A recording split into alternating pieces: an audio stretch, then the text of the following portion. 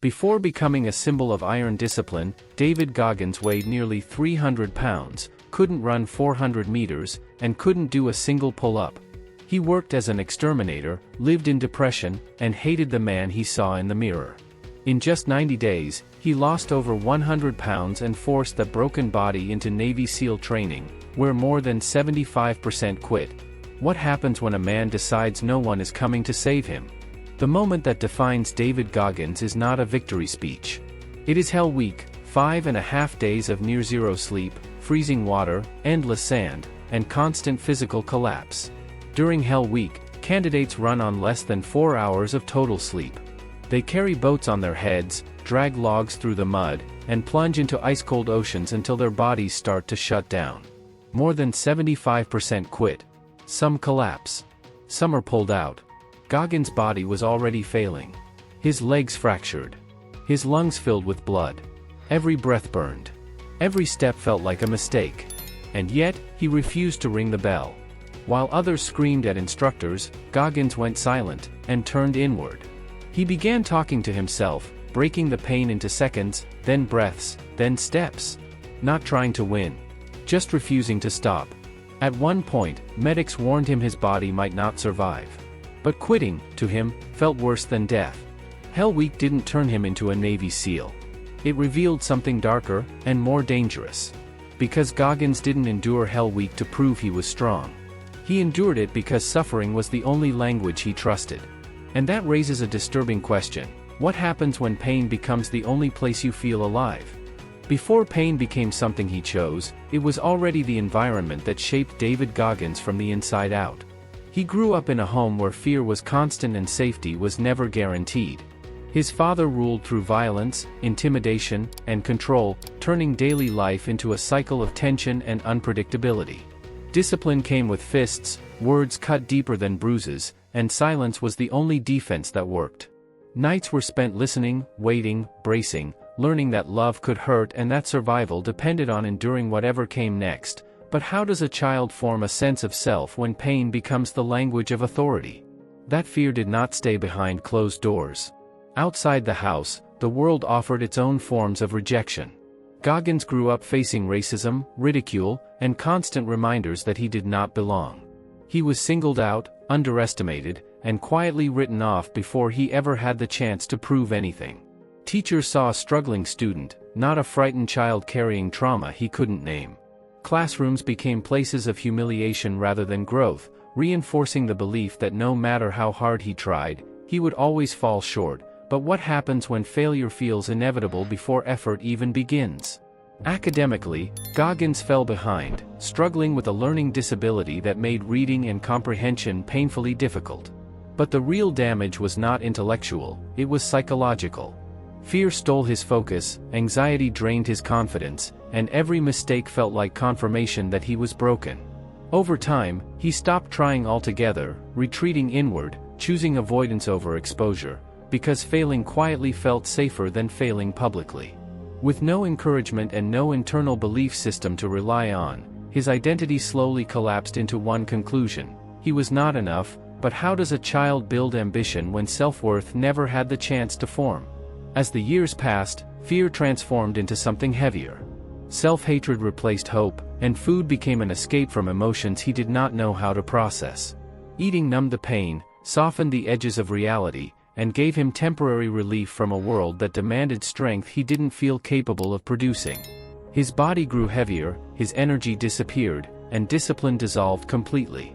Mirrors became enemies, challenges became threats, and responsibility felt overwhelming.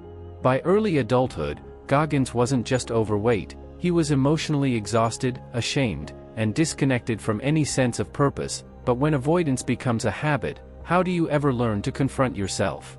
What made this foundation dangerous was not just trauma, it was conditioning. Pain had become familiar. Chaos felt normal. Comfort felt undeserved. Goggins had learned, without realizing it, that suffering was predictable while peace was uncertain. His nervous system was calibrated for stress, not stability, and ease triggered suspicion rather than relief. Long before he chose extreme discipline, his childhood had already trained him to endure discomfort as a baseline state of existence. So when later challenges demanded more than average resilience, was it really surprising that he responded with extremes? This foundation did not create strength, it created tolerance. Tolerance for pain, for isolation, for relentless pressure. It taught him how to survive, but not how to heal. The habits that once protected him as a child later trapped him as an adult, because endurance without direction becomes self-destruction. His early life didn't break him outright, it wired him to believe that worth must be earned through suffering. And when a man believes pain is the price of existence, where does he turn when life finally asks him to choose who he wants to become? By his mid-20s, David Goggins was no longer running from childhood trauma, he was drowning in its aftermath. He weighed nearly 300 pounds, worked long nights as an exterminator, and returned home exhausted, ashamed, and numb. His days blurred together in a cycle of physical discomfort and emotional emptiness, where ambition felt like a foreign concept and discipline no longer existed. He wasn't just unhappy, he was invisible to himself, surviving without direction, drifting without resistance. But how long can a person live before realizing they have stopped living altogether? The turning point did not arrive as inspiration. It came as disgust. One night, scrolling through television channels, Goggins stumbled onto a documentary about Navy SEALs. What he saw was not glory, it was suffering, precision, and accountability. Men pushed to physical collapse, stripped of excuses, forced to confront exactly who they were under pressure. Instead of admiration, Goggins felt rage. Not toward them, but toward himself. He walked to the mirror and stood there, breathing heavily, staring at a body he barely recognized, realizing that the man looking back at him represented every decision he had avoided for years. In that moment, he wasn't motivated, he was humiliated, and can humiliation sometimes be more powerful than hope? That mirror became a line he could not step back from. Goggins understood, with terrifying clarity, that no one was coming to save him. No mentor. No opportunity. No second chance disguised as luck. If his life was going to change, it would require violence against comfort, against habit, against the version of himself he had protected through avoidance. The idea of Navy SEALs was almost absurd. He couldn't run, couldn't do a single pull-up, and barely trusted his own body, yet the impossibility of the goal was exactly what made it honest. If he failed, it would be undeniable. If he succeeded, it would mean he had rebuilt himself from nothing, but why aim for something reasonable when reason had already failed him? What followed was not a gradual lifestyle adjustment. It was an extreme decision made by a man who no longer trusted moderation. Goggins attacked his weight with brutal simplicity, running, starving, sweating, suffering. He trained alone, without guidance, without encouragement, pushing through pain he did not yet understand how to manage. Injuries arrived immediately. So did doubt. His body resisted. His mind screamed for relief. But instead of retreating, he leaned into the discomfort, because pain felt familiar and struggle felt honest. For the first time in his life, suffering had a direction, but when pain becomes purposeful, does it transform into discipline or simply wear a new disguise? As the weight dropped rapidly, the physical changes revealed something deeper. Goggins wasn't just losing fat, he was losing excuses. Every mile forced him to confront his inner dialogue, the voice that whispered he was weak, incapable, destined to quit. Instead of silencing it, he argued back. He began cataloging his failures, his shortcomings, his broken promises, using them as fuel rather than proof of defeat. This wasn't self-love. It was confrontation. A refusal to look away anymore. And in confronting himself daily, he discovered something unsettling. The limits he feared were mostly imagined, but what happens when a man realizes the cage was never locked? The first step into his own path was not heroic. It was ugly, lonely, and extreme. There was no audience, no validation, no certainty that any of it would work. Goggins was not chasing greatness, he was running from mediocrity with nowhere left to hide. Each day became a negotiation between the old self begging for comfort and the emerging self demanding accountability. That tension would soon define his life, because once you accept that change is your responsibility alone, how do you ever return to the safety of excuses? The transformation of David Goggins did not go unnoticed for long. After forcing his way through Navy SEAL training, a program designed to expose weakness rather than reward talent, he emerged not as the strongest man in the room, but as the one who refused to disappear under pressure. Hell Week did not make him special, it made him undeniable.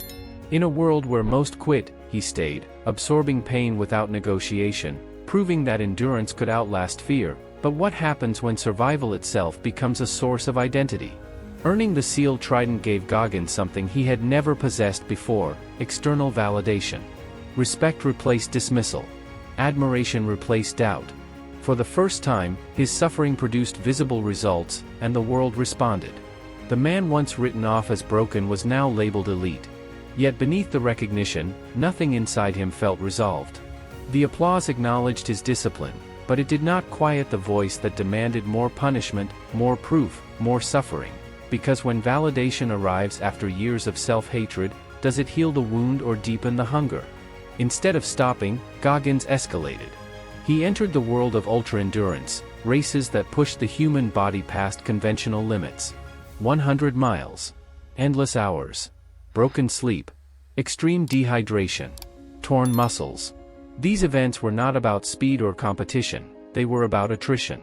Each race became a prolonged argument between mind and body, where quitting whispered constantly and continuing felt irrational. And yet, he kept going, not to win medals, but to confirm something only pain could tell him, that he was no longer the man who ran from discomfort. But if suffering is the metric, how much is ever enough? As his feats multiplied, so did the attention. Media outlets began telling his story. Crowds listened. People looked to him as proof that the human mind could override biology. His pull-up records, marathon finishes, and relentless work ethic turned him into a symbol of mental toughness. To the outside world, this was the peak, the moment where effort finally translated into admiration. But internally, Goggins did not feel accomplished, he felt obligated.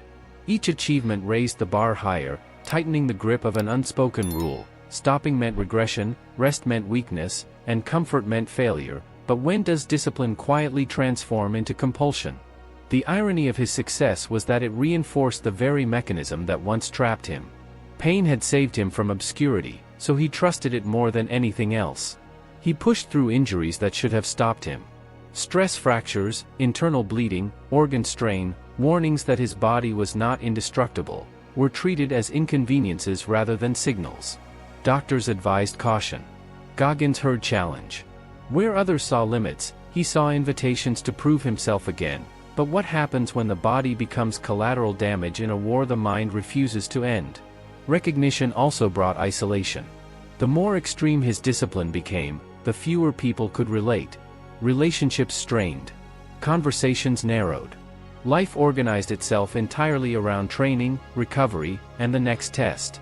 There was little room for softness, for uncertainty, for emotional repair. Strength became his language, suffering his currency. The man who once felt invisible now stood apart, admired but distant, respected but alone. And while the world celebrated his resilience, no one asked whether resilience had become a shield against something deeper, because what does connection look like when pain is your primary identity? At this peak, Goggins embodied contradiction. He was disciplined yet restless, successful yet unsettled, admired yet internally unsatisfied. The mirror no longer reflected weakness, but it also did not reflect peace. Each victory silenced doubt temporarily, only for it to return louder, demanding a harsher test. The question was no longer whether he could endure pain, but whether pain was the only way he knew how to exist. And if your sense of worth depends on constant suffering, what happens the moment you slow down? The peak did not feel like arrival. It felt like acceleration. Recognition did not mark the end of the journey, it intensified it. Goggins had climbed out of obscurity, but he had not escaped the internal logic forged in childhood, that value must be earned through endurance, and that rest is something other people deserve. The stage was set, the world was watching, and the expectations were higher than ever. But beneath the medals and headlines, a quiet instability was growing, because when success is built on self-punishment, how long can it stand before it collapses? At the height of his reputation, David Goggins appeared unbreakable. To the outside world, he was proof that the human mind could dominate the human body, that discipline could erase limits, that suffering could be mastered and weaponized. But beneath the image, something was quietly rotting. The same pain that once pulled him out of obscurity had become an addiction, and like all addictions, it demanded more intensity to deliver the same sense of control. Each race had to be longer, each training session harsher, each test more punishing, because anything less felt dishonest. But what happens when the very tool that saved you starts consuming you? Goggins no longer trained to improve, he trained to silence doubt. Pain became a language he trusted more than rest, more than balance, more than intuition. If he was hurting, he felt legitimate. If he was exhausted, he felt worthy. Comfort triggered suspicion, as if ease itself were a trap waiting to pull him back into the weakness he despised. This mindset blurred the line between discipline and self-destruction. He ignored fatigue signals, dismissed injuries, and overrode physical limits with mental force, not as a strategy, but as a reflex. The question was no longer whether he could push further, but why he felt compelled to do so every time. The body began to keep score. Stress fractures multiplied. Muscles tore and never fully healed. His kidneys strained under extreme dehydration, his heart labored under constant overload, and internal bleeding became a recurring threat rather than a rare emergency. Doctors issued warnings. Medical scans showed damage accumulating quietly beneath the surface. But Goggins interpreted caution as weakness and concern as challenge. He had trained himself to distrust any voice that suggested slowing down, including his own body. When pain has always been the price of survival, how do you recognize the moment it becomes the cost of living? What made this collapse dangerous was its invisibility. From the outside, everything looked like progress. Records were broken. Crowds applauded. Stories went viral. Each achievement reinforced the narrative that he was built differently, immune to consequences, powered by something others lacked. This external validation fed the internal compulsion, confirming that suffering was not only necessary but admirable. The more the world praised his endurance, the harder it became to question the engine driving it. And if everyone rewards your self-destruction, how do you ever learn to stop? Isolation intensified the problem. Goggins' lifestyle left little room for relationships, softness, or vulnerability. Conversations revolved around training, metrics, and the next challenge. Emotional needs were sidelined, labeled distractions. Where connection might have offered grounding, discipline filled the space instead. Alone, relentless, and hyper-focused, he existed in a narrow tunnel where worth was measured exclusively by output and pain tolerance. The stronger he became physically, the more fragile his inner balance grew. But when your identity is built on being the hardest man in the room, who are you allowed to be when you're not? The psychological toll was relentless. Goggins lived under constant internal pressure to outperform his past self, to prove that every victory was earned, not accidental. There was no finish line, no moment of arrival. Each success only raised expectations, tightening the grip of a belief forged in childhood: value must be earned through suffering. Rest felt like regression. Satisfaction felt dangerous. Even joy was suspect, because joy did not feel earned unless it followed pain. This cycle left him trapped in permanent escalation, chasing an approval that could never be satisfied. And when the goal keeps moving, how long can a man run before something gives? Eventually, the cracks widened.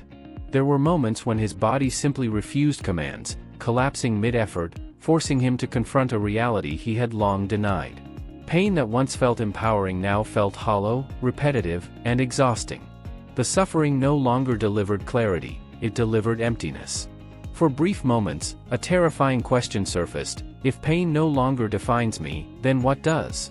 Without suffering, without the grind, without the relentless push, Goggins struggled to locate his sense of self. The discipline that once felt like freedom now resembled a prison built from his own rules. And if you can't stop without losing yourself, are you truly in control? The darkest realization was not physical, it was existential. Goggins began to recognize that his achievements had not healed the wounds they were meant to outrun. The fear, the shame, the need to prove worth through endurance still lived beneath the muscle and metals. Pain had not resolved his past, it had only given it structure. He had mastered suffering without mastering himself. This insight threatened the foundation of his identity, because admitting it meant acknowledging that the path he trusted most might be incomplete. And when the strategy that saved you stops working, what do you do next? By the end of this phase, Goggins stood at a crossroads he could no longer ignore. His body was breaking, his mind was exhausted, and the internal voice that once drove him forward had turned merciless. Continuing meant escalating toward irreversible damage. Stopping meant facing the fear that without pain, he might be nothing. The darkness was no longer external or circumstantial, it lived inside the rules he had built to survive. And with no enemy left to fight but himself, the question became unavoidable: how do you rebuild when the weapon you relied on is now the thing destroying you? The breaking point did not arrive as a dramatic collapse. It came quietly, through repetition. Pain stopped feeling meaningful. Suffering stopped offering clarity. The routines that once gave structure now felt empty, mechanical, and endless. David Goggins realized that he was no longer testing limits, he was circling them, trapped in a loop that demanded pain without offering growth. The body could still endure, but the mind was growing tired of proving the same point over and over again, and when endurance turns into stagnation, what exactly are you fighting for? The most unsettling realization was that discipline had become a mask. To the world, it looked like strength. Internally, it functioned as avoidance. Every mile, every race, every brutal training session delayed a confrontation he had been postponing for decades: the need to face himself without pain as an intermediary. As long as he was exhausted, bleeding, or broken, he didn't have to ask deeper questions. Pain filled the silence. It drowned out reflection. It gave him a role to play. But when pain loses its power to distract, what remains underneath? This internal tension created moments of stillness he could no longer outrun. Between races, between injuries, between obligations, Goggins began to feel something unfamiliar, not weakness, but uncertainty. Without an immediate challenge, his identity felt unstable. He had built himself into an instrument designed for suffering, but instruments eventually wear down.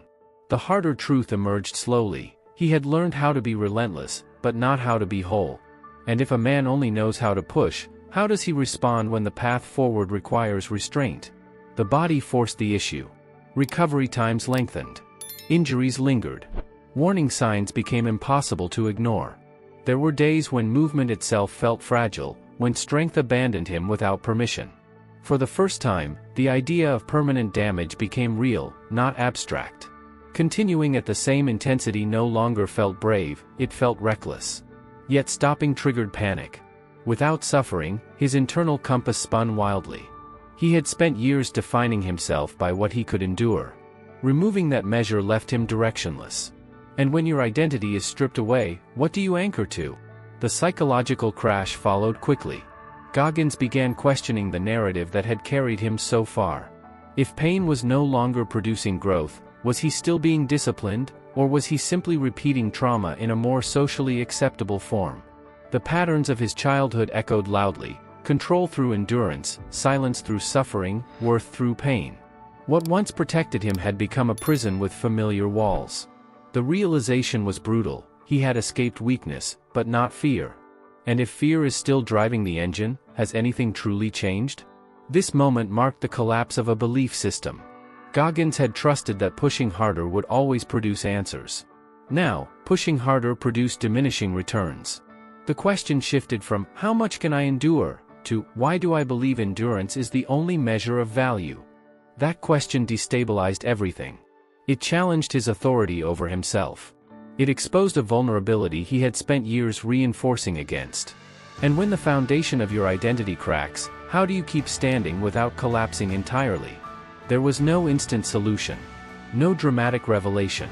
Just a growing awareness that continuing down the same path would lead to destruction, not evolution. Goggins began to understand that mastery of pain did not equal mastery of self. He could dominate his body, but he had not yet learned how to integrate his past, his emotions, and his limits into something sustainable. Strength without awareness had taken him far, but awareness was now required to go further. And if awareness demands slowing down, can a man built on speed learn to pause? This internal reckoning was deeply uncomfortable. It required him to sit with emotions he had numbed for years: fear of inadequacy, fear of stillness, fear of being ordinary without suffering as proof of effort. These emotions had driven him into extremes, but they had also kept him alive. Letting go felt like betrayal, of his past self, of the discipline that saved him, of the identity the world admired. Yet holding on promised only further damage. The choice was no longer between strength and weakness, but between evolution and collapse. And when both paths demand pain, which one do you choose? By the end of this phase, Goggins stood stripped of certainty. The rules he lived by no longer guaranteed progress. The pain he trusted no longer delivered meaning. The image the world celebrated no longer aligned with what his body and mind could sustain.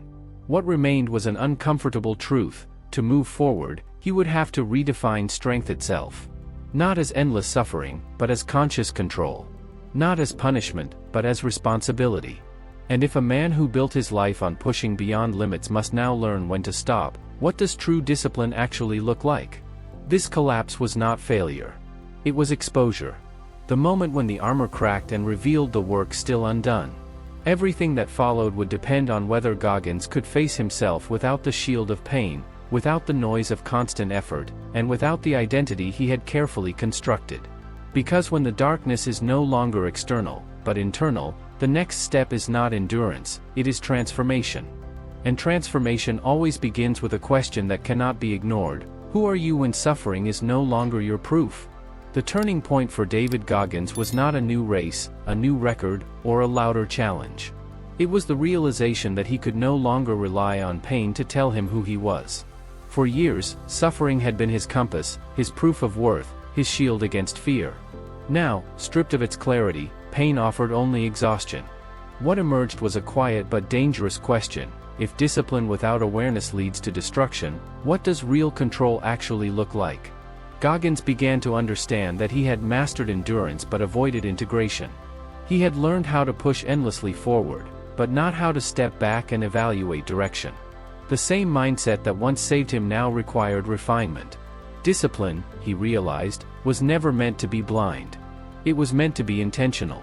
This shift demanded a level of honesty he had never practiced before, an honesty that forced him to listen rather than override, to assess rather than dominate.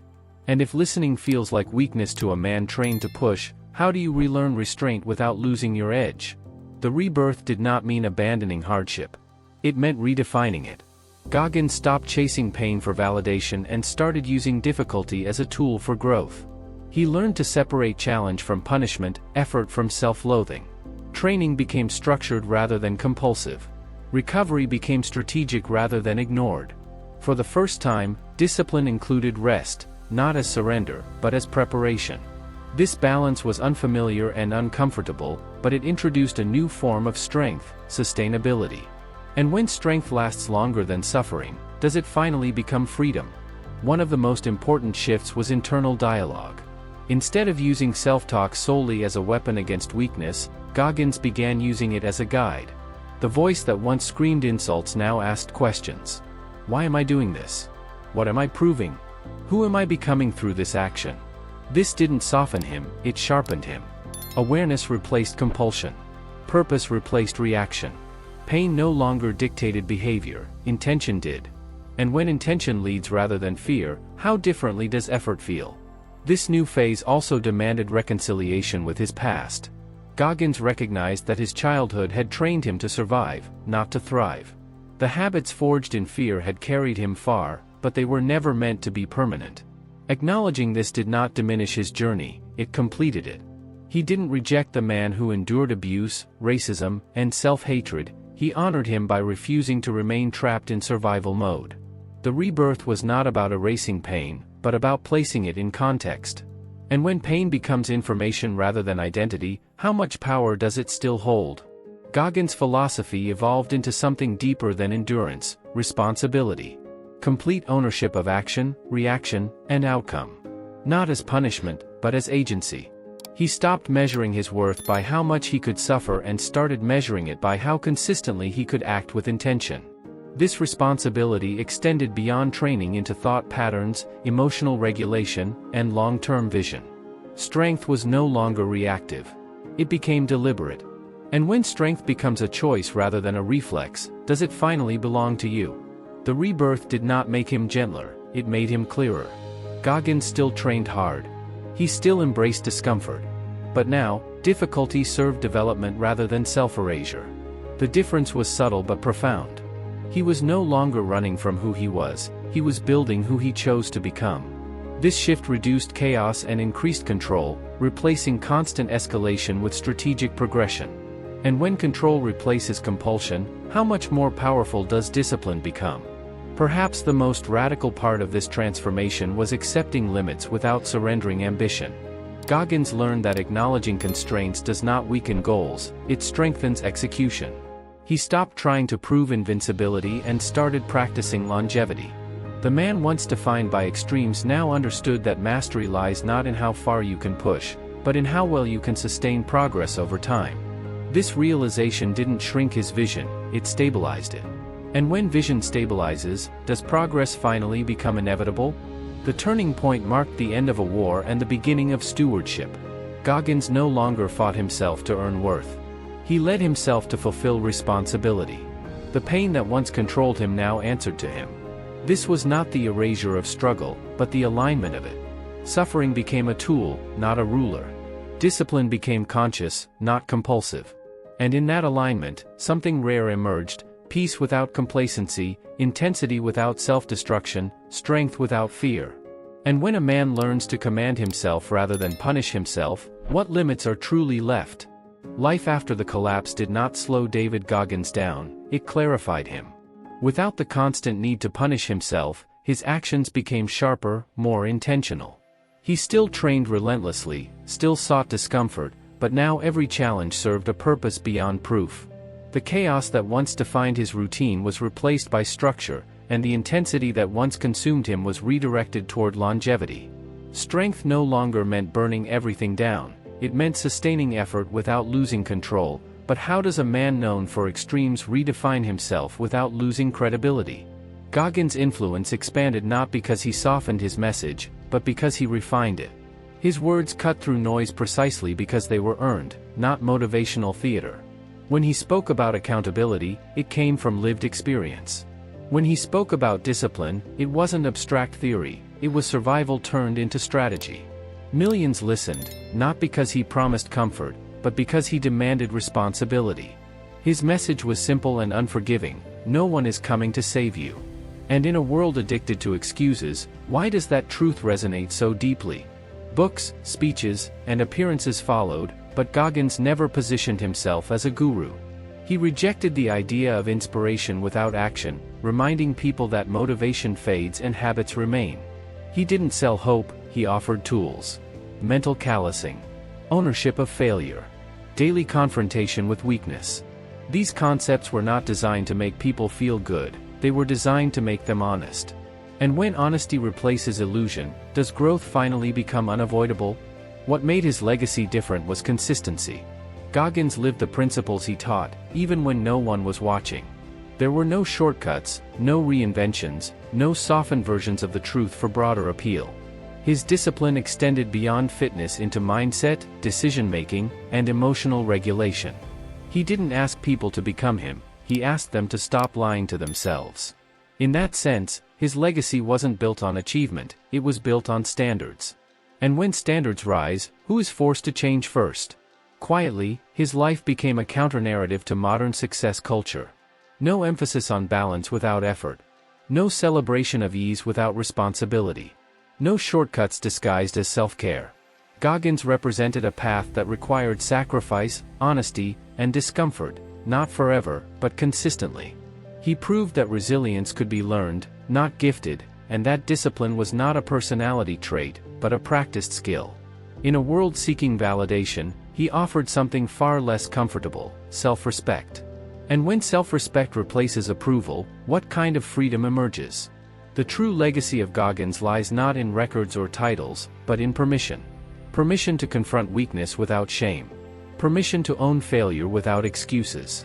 Permission to accept discomfort as a teacher rather than an enemy. His story gave people a framework to rebuild themselves without waiting for ideal conditions. Not everyone would follow his path, but many adopted his principles. And when principles outlive the person who taught them, hasn't legacy already taken root? Even now, Goggins remains intentionally distant from hero worship. He reminds audiences that idolizing strength misses the point. The goal is not to admire discipline, but to practice it. The goal is not to consume stories of resilience, but to live them privately, daily, without applause. This refusal to become a symbol above accountability ensures that his message stays grounded, uncomfortable, and effective.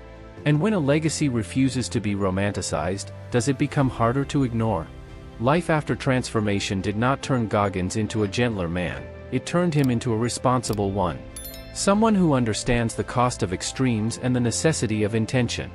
His presence in the world now serves as a reminder that growth is not a moment, but a process that demands repetition, humility, and vigilance. And if discipline is something you must choose every day, what does it say about the life you're building when no one is watching?